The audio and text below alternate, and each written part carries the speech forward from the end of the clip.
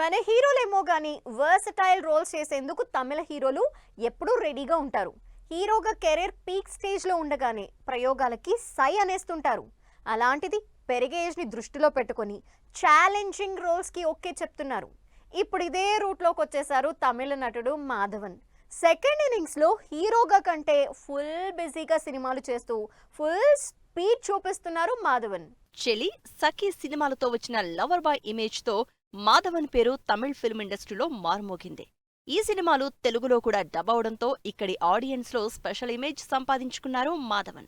Lover బాయ్గా సినిమాలు చేస్తూ వచ్చిన మాధవన్ సుధా కొంగర డైరెక్షన్లో వచ్చిన ఇరువుద్దు సూత్ర, తెలుగులో గురువుగా రీమేక్ అయిన ఈ సినిమాతో ఛాలెంజింగ్ రోల్స్తో మెప్పించారు.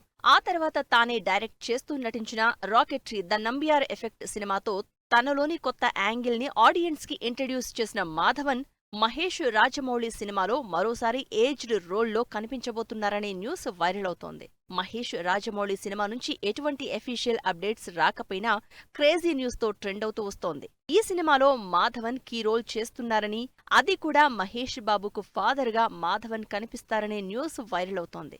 ఈ రోల్ కోసం గతంలో నానా పటేకర్, విక్రమ్ ని అప్రోచ్ అయ్యారు director Rajamouli.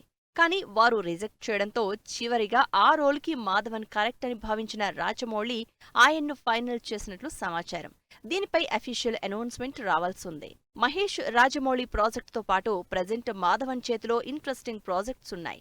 Ranveer Singh latest movie ధురంధర్లో కీ రోల్ చేస్తున్నారు మాధవన్.